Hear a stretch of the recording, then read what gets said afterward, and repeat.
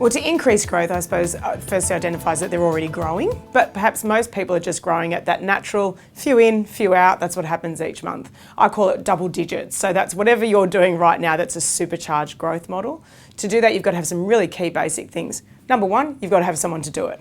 And that means someone who's actually a sales style person whose key focus is growth, and that's it. They're not worrying about the hot water tap or the maintenance item that needs doing or even a lease renewal or a rent review. They're just focused on growth. So with that focus then comes a full business plan around it. But the most important element of the whole thing, once you've got the person, once you've got the business plan, is actually having a marketing and communication strategy so that these people that you're starting to say, hello, we'd love to talk to you about managing your home, you're actually able to market to them and do so in a way that's conducive to getting them to come into your business. The first thing that can hinder someone's growth is themselves. So it's a belief system around, am I actually able to do this? Do I know what needs to be done? Have I gone out and sought the appropriate education and training or mentoring or materials, resources in order to make it happen? So it's that internalised element.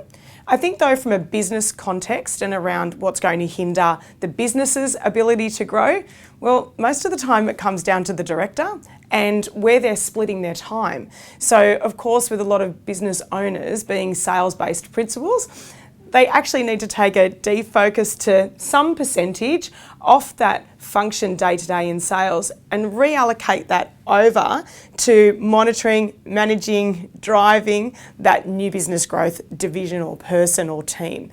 And unfortunately, there's a really grey area there for someone around, what's going to happen if I actually reallocate my focus from here over to here.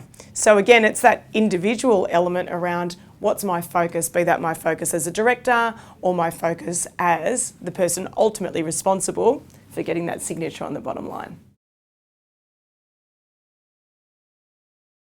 The split for acquisition versus organic, that's a really interesting question. And I think it more so, there's no ideal split in my opinion, because it comes down to what's the why of your business. Some businesses, they'll go on a very heavy acquisition path and they've worked out a business strategy around that.